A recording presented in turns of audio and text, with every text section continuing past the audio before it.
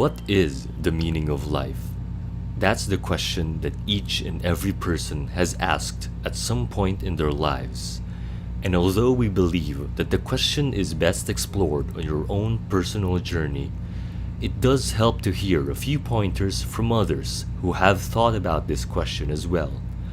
Here is Elon Musk's take on it, which is simple but also quite profound. One very last question. When I asked you what is the meaning of life during a dinner, 42.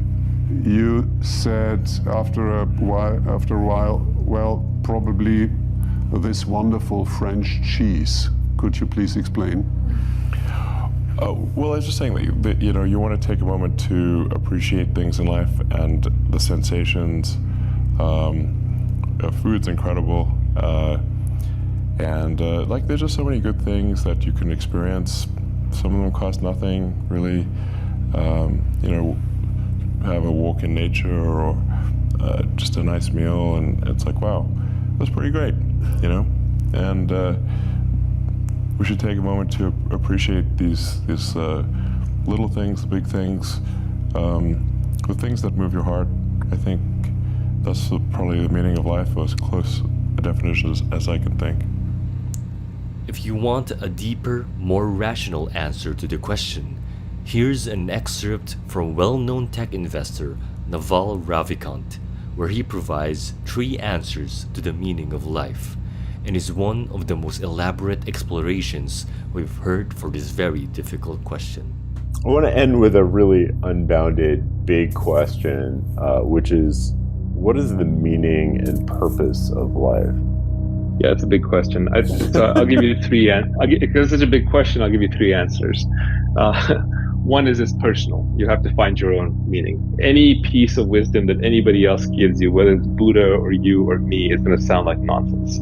So I think fundamentally you just have to find for yourself. So the important part is not the answer, it's the question. You just have to sit there and dig with the question, and it might take you years or decades. But when you find an answer you're happy with, that will be fundamental to your life. The second answer I would give is there is no meaning to life. There's no purpose to life. Osho says it's like riding on water or building houses in sand. The reality is you've been dead for the history of the universe, whether it's 10 billion years or more. You will be dead for the next 70 billion years or so until the heat death of the universe. And anything you do will fade. It'll disappear, just like the human race will disappear. The planet will disappear.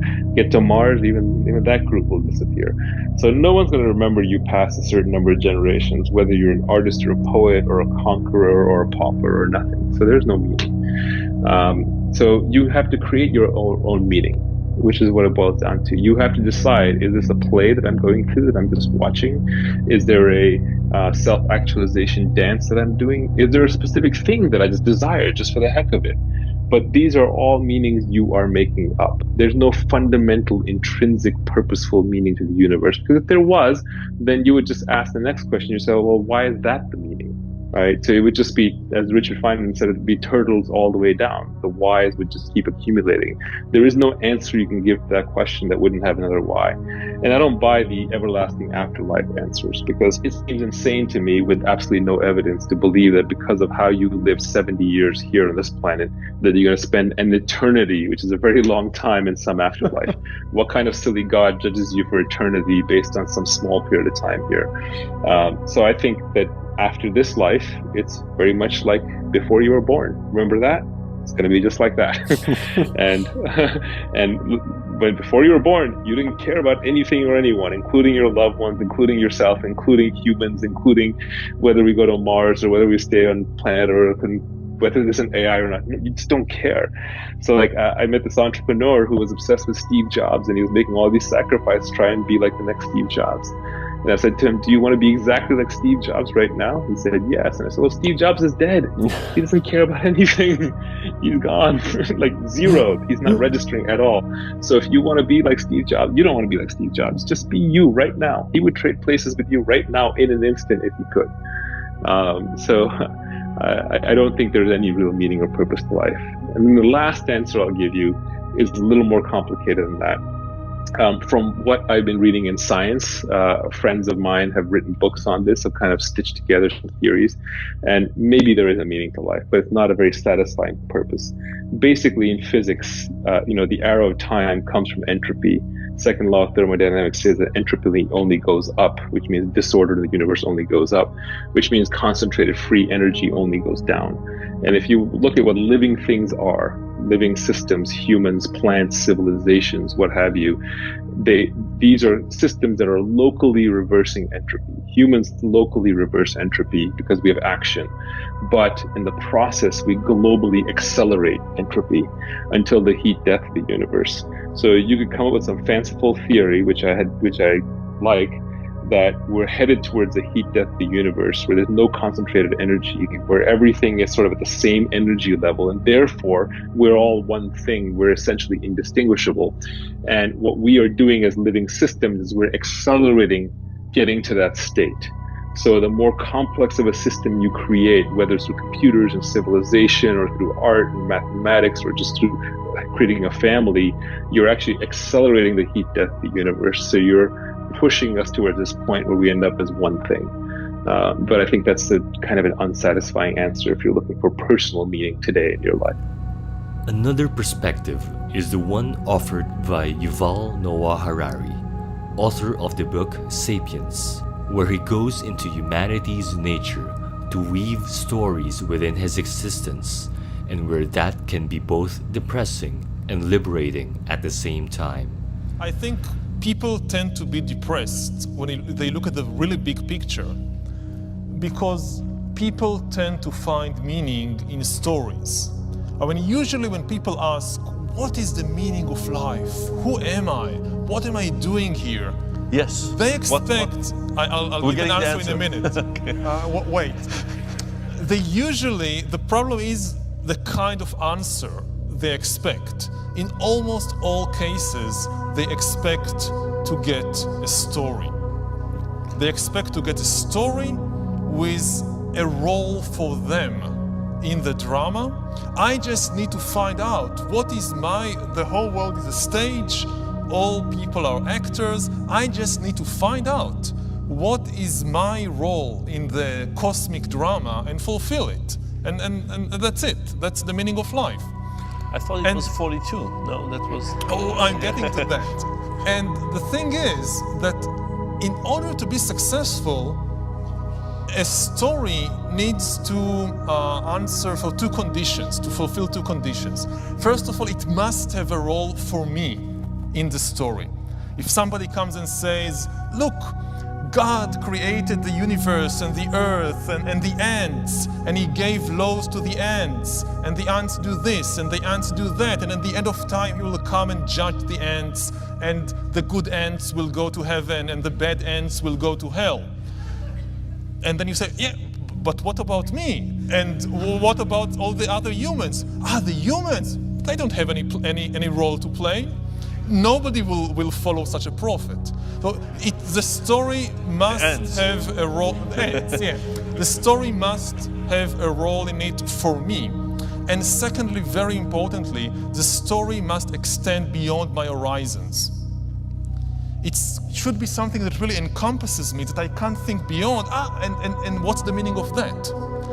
And the wider your horizons, the more difficult it is to find a story that gives meaning to your life. We both come from Israel, so you probably can understand the following story. That as a teenager, the first big story of my life, I tried to find the meaning of life, was the nationalist story. That, the meaning of life, I need to serve the Israeli nation, and like you go in school, you have the Independence Day ceremonies and their Memorial Day ceremonies, and everybody dresses in white, and you read poems in memory of the fallen soldiers, and you wave flags and all that, and you get, this is the meaning of life. If I serve my country, and if I even give my life to my country, then I've done it. My life has meaning, and I will be part of the eternal Jewish people and Israeli nation, and that's it. I fulfilled my part in the cosmic drama. But I remember that even when I was 13 or 14, I knew that the universe existed for 13 billion years. And there is a good chance it will exist for another 13 billion years. And I started asking myself, well, will the Jewish people and Israel exist in 100 years? Probably, yes, hopefully. 1,000 years? Maybe. 10,000 years? Very unlikely. 10 million years? You're kidding. But the universe will still exist in 10 million years. And there won't be a Jewish people or an Israeli nation in 10 million years. So just becoming a part of the story of the Jewish nation, it means nothing in the really big scheme of things. So So the answer to my previous question is yes, you are depressed. No, Means nothing. It's like no purpose for you. eventually I realized that the meaning of life does not come in the shape of a story with a role for me to play. And yes, people do get depressed when they begin to think in very big terms, because almost no story manages to hold out when you think in very big terms. I mean, there is another famous, the story about the turtles, that somebody asks, somebody believes that the earth is like this big immobile rock. And then they ask him, okay, and what keeps the rock in place? Oh, it's on the back of an elephant. And what keeps the elephant in place? Oh, it's on the back of a turtle. And the turtle on the back of another turtle. And that turtle, it's turtles all the way down, from there onwards. So when you really think big, most stories collapse. But if you realize that it's just the human expectation to receive an answer in terms of a story, this is the problem, there is no reason to be depressed.